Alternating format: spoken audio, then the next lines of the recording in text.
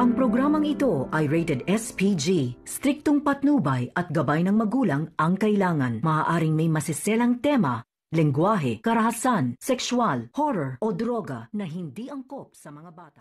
Dahil sa pagmamahal ni Dax dito kay Zoe ay talagang gusto niyang gawin ang lahat kahit na ikakapahamak niya dahil ididiin na naman niya itong si Dr. Carlos Benetes.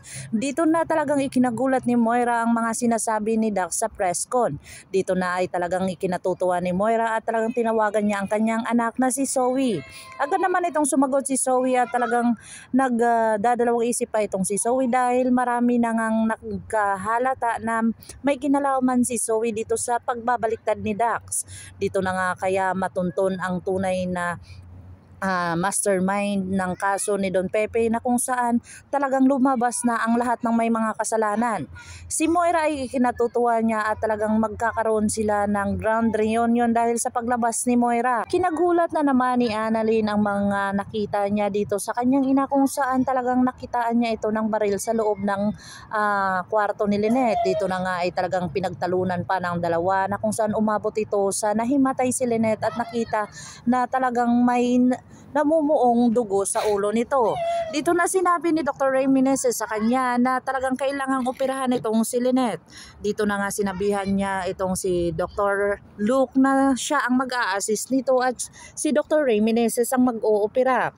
Pero ikinagulat ni Dr. Ray Meneses ang mga sinasabi ni Annalyn dahil siya mismo ang mag-oopera kung bibigyan siya ng pahintulot ni Dr. Ray Meneses na operahan niya ang kanyang ina. Dito na nga kaya makikita ng lahat na kaya ni Annalyn buhayin ang kanyang sariling kapamilya at sarili niyang ina sa kanyang pag-oopera nito o talagang magiging 50-50 dito si Lynette dahil sa pag-opera ni Annalyn dito sa kanya.